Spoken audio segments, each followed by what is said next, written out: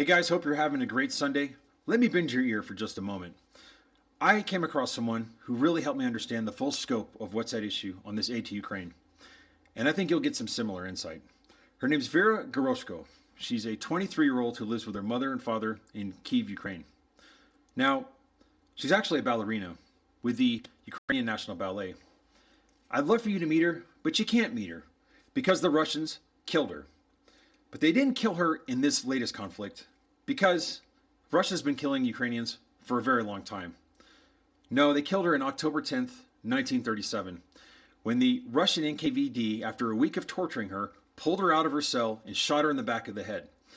And they took her along with 40 other Ukrainians that they murdered, all of whom were innocent, rolled them into the back of a truck like garbage, and dumped them in a mass grave out in the outskirts of the city, where there are 150,000 other innocent Ukrainians who had been murdered in the same way in a period of just a couple years.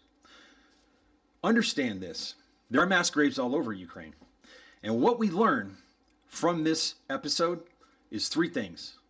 Number one, Vera Goroshko is Ukrainian to the core, and she stayed strong and defiant till the end.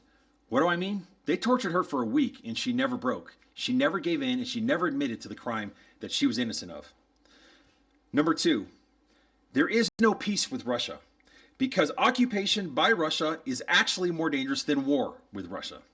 And number three, critically, this aid to Ukraine is not just about these last 2 years, because you cannot separate the last 2 years of Russian aggression from all the genocide over the years before that. This is a long history.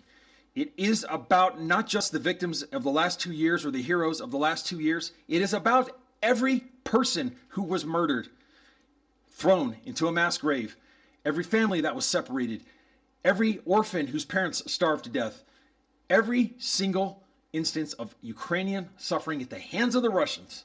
It's a continuation. It is one evil, long act. And so if you are voting against Ukraine aid, you are turning your back on all of that and ratifying what Stalin and Putin did.